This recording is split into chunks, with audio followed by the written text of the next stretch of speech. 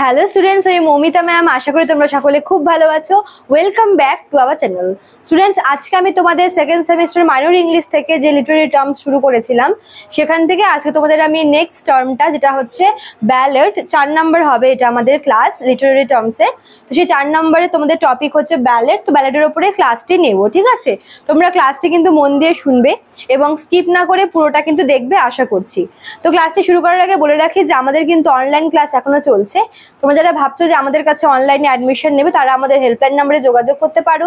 আমাদের helpline number দুটো রয়েছে, একটা হচ্ছে 7076398606 আর একটা হচ্ছে 6295916282।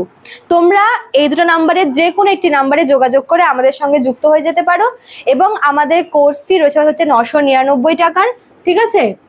এটা কিন্তু আমাদের শুরু থেকেই এই সেম কোর্স ফিটাই আমাদের রয়েছে।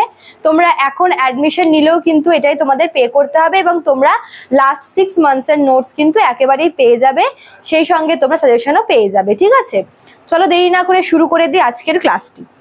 দেখো, ব্যালেড হচ্ছে যেটাকে হচ্ছে তোমার মানে ন্যারেটিভ পোয়েম। আমরা আগের দিন পড়েছিলাম লিরিক সম্পর্কে। লিরিক হচ্ছে তোমার শর্ট পোয়েম, নন ন্যারেটিভ, ঠিক আছে?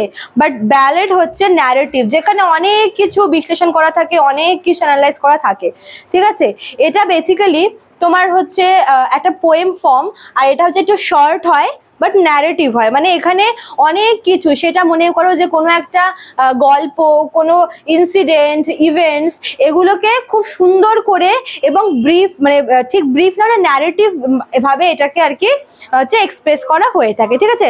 শর্ট বাট ন্যারেটিভ, বুঝতে পারছো? তো ব্যালেড হচ্ছে basically short, simple but narrative poem form. এবং এটা হচ্ছে বিভিন্ন ইনসিডেন্টস বা ইভেন্টস বা কোনো একটা স্টোরিকে কিন্তু হচ্ছে অ্যানালাইজ করে থাকে, ঠিক আছে? আচ্ছা, তো এবার যদি আমরা ব্যালেডের মানে হচ্ছে লেখার যে আর কি ধরনটা, সেখানে যদি আমরা যাই, তাহলে আমরা দেখব যে ব্যালেডে কিন্তু আমরা স্ট্যাঞ্জা দেখতে পাই। অর্থাৎ ব্যালেড কিন্তু স্ট্যাঞ্জায় লেখা থাকে, যেহেতু এটা পোয়েম ফর্ম, পোয়েট্রি ফর্ম, তো এটা কিন্তু মানে স্ট্যাঞ্জায় লেখা থাকে এবং প্রতিটি স্ট্যাঞ্জায় হচ্ছে 4টে করে লাইন পাবে, ঠিক আছে? মানে পোয়েমের মতো, এবং 4টে করে তোমাদের প্রতিটা স্ট্যান্ডাতে লাইন থাকবে, 4টে করে লাইন। এই 4টে লাইনের মধ্যে 1 নাম্বার এবং 3 নাম্বার যে লাইনটা আছে, সেখানে আমরা দেখতে পাবো 8টা সিলেবল, ঠিক আছে? মানে এই 4টে লাইনের মধ্যে প্রথম যে লাইনটা রয়েছে এবং 3 নাম্বার যে লাইনটা রয়েছে, এই দুটো হচ্ছে লাইনে আমরা হচ্ছে 8টা সিলেবল দেখতে পাবো, ঠিক আছে?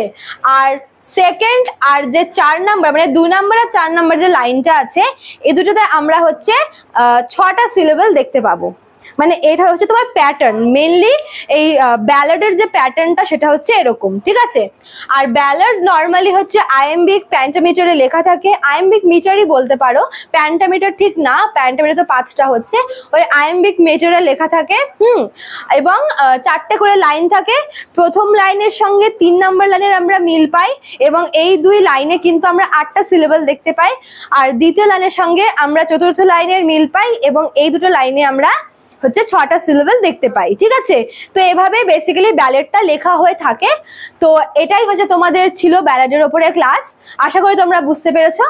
ভালো লাগলে অবশ্যই তোমরা লাইক, কমেন্ট করবে, শেয়ার করবে। দেখা হচ্ছে নেক্সট ক্লাসে। Thank you.